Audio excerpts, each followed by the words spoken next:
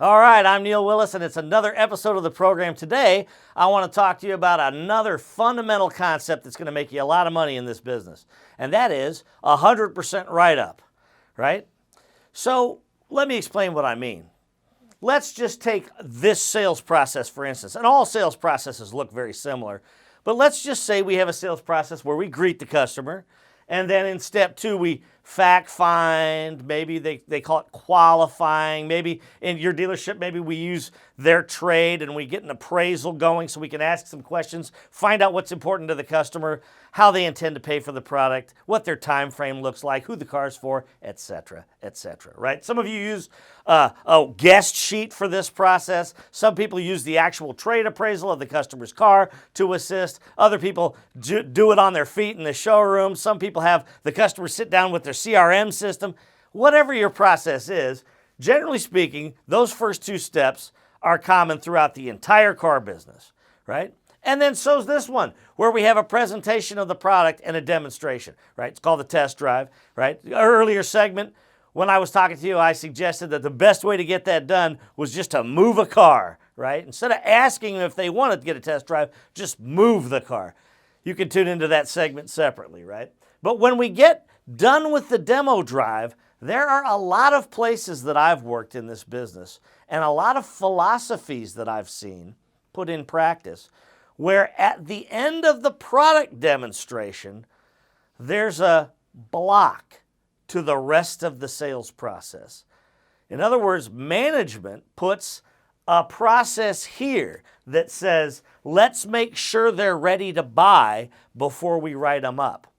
This might sound like this. Hey folks, let me just make sure before we move any further, if we get the terms and figures agreeable, is this something you're ready to do now?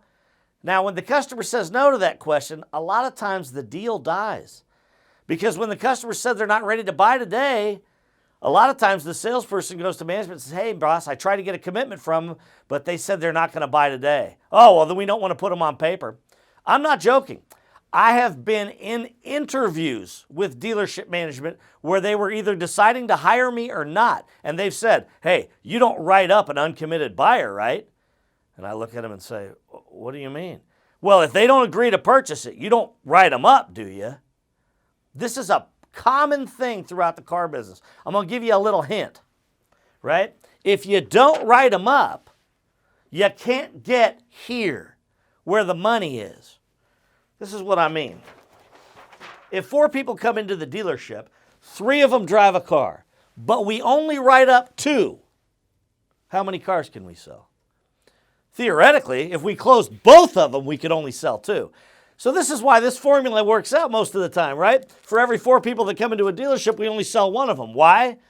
3 of them choose to drive because 1 of them didn't want to drive for some reason. Only 2 of them answered our commitment question the way they wanted, right? So that means we only wrote 2.